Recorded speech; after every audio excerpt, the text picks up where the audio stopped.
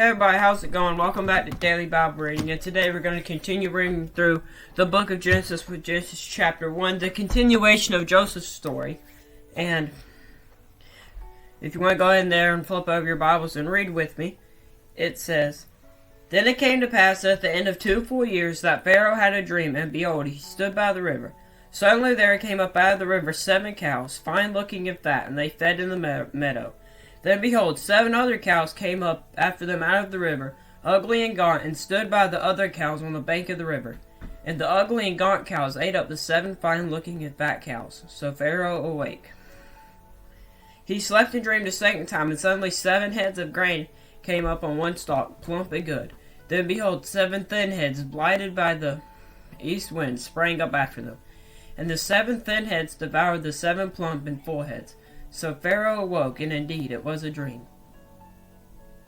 Now it came to pass in the morning that his spirit was troubled, and he sent and called for all the magicians of Egypt and for all its wise men.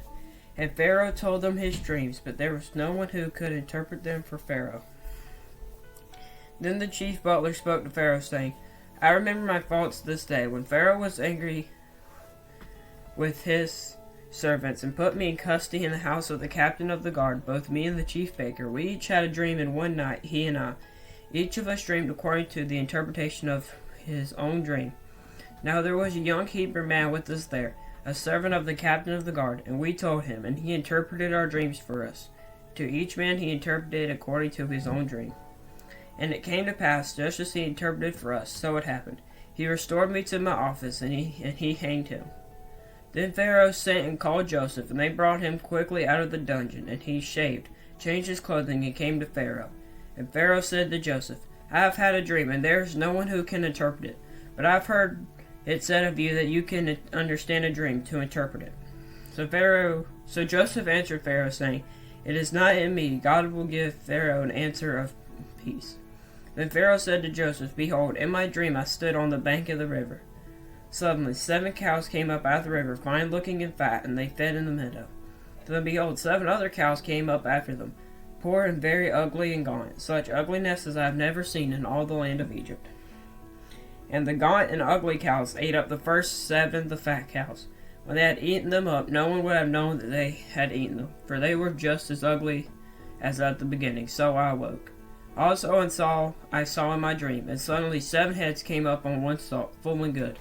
Then behold, 7 heads, withered, thin, and blighted by the east wind, sprang up after them.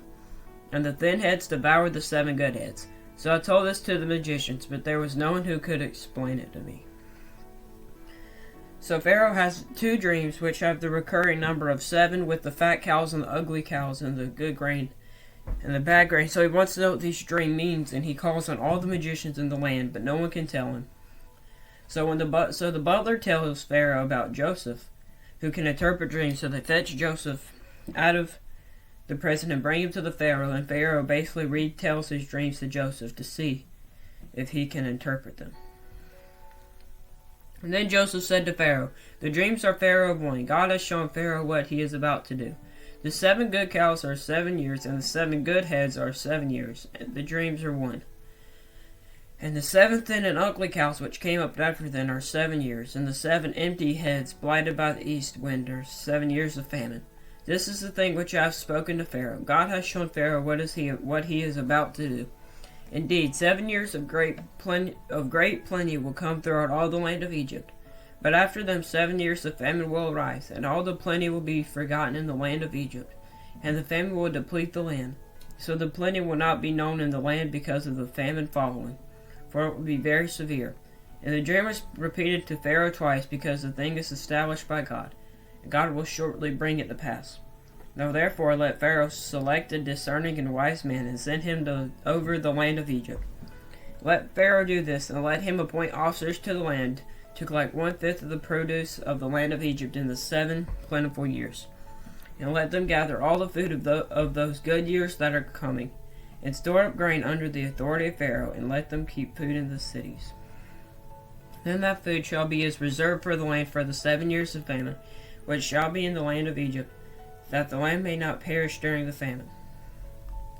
So he tells them what his dreams mean, that there's going to be 7 plentiful years of harvest, and then basically 7 years of famine, and he tells Pharaoh that he should appoint officers to watch the collection of the grain for the 7 bad years. So the advice was good in the eyes of Pharaoh and in the eyes of all his servants. And Pharaoh said to his servants, "Can we find such a one as this, a man in whom is the Spirit of God?" Then Pharaoh said to Joseph, "Inasmuch as God has shown you all this, there is no one as discerning and wise as you. You shall be over my house, and over all my people shall be ruled according to your word. Only in regard to you, to the throne, I will be greater than you." And Pharaoh said to Joseph, "See, I have set you over all the land of Egypt." Then Pharaoh took his signet ring off his hand and put it on Joseph's hand.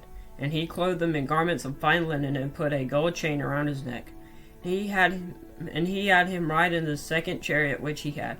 And they cried out before him, "Bow the knee." So he set him over all the land of Egypt. Pharaoh also said to Joseph, "I am Pharaoh, and without your consent may no man land his hand or foot in all the land of Egypt." And Pharaoh called Joseph's name Zebeth-Peneth, and he gave him as a wife Esnath, the daughter of Potiphar, priest of On. So Joseph went out over all the land of Egypt. Joseph was 30 years old when he stood before Pharaoh king of Egypt. And Joseph went out from the presence of Pharaoh and went throughout all the land of Egypt. Now in the 7 plentiful years the ground brought forth abundantly. So he gathered up all the food of 7 years which were in the land of Egypt, and laid up the food in the cities. And he laid up in every city the food of the fields which surrounded them.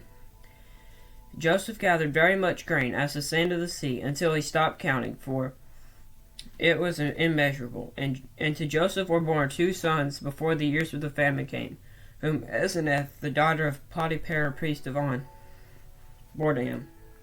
Joseph called the name of the firstborn Manasseh, for God has made me forget all about my toil and all my father's house. And the name of the second he called Ephraim, for God has caused me to be fruitful in the land of my affliction.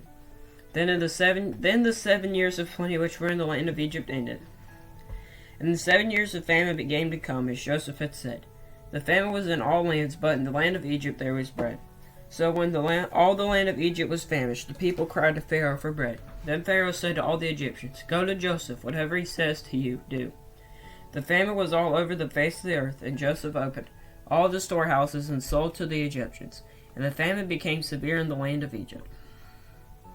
So all the countries came to Joseph in Egypt to buy grain, because the famine was severe in all lands. And so basically what Joseph tells Pharaoh is going to happens the 7 good years, and then the 7 bad years come, which hits all the land. So everybody comes to Egypt to Joseph to buy grain. And the really important part about this is that Joseph gets set to second in command just behind Pharaoh. He gets sold into Egypt. He's a slaver. He goes to jail, and the next thing he knows, he's second in command to the Pharaoh. So that's pretty good. So the story of Joseph is going to continue. If you want to continue to be here for the rest of the story, I suggest you tune in to my next video, and I hope you'll have a great rest of y'all's day, and I will see y'all tomorrow.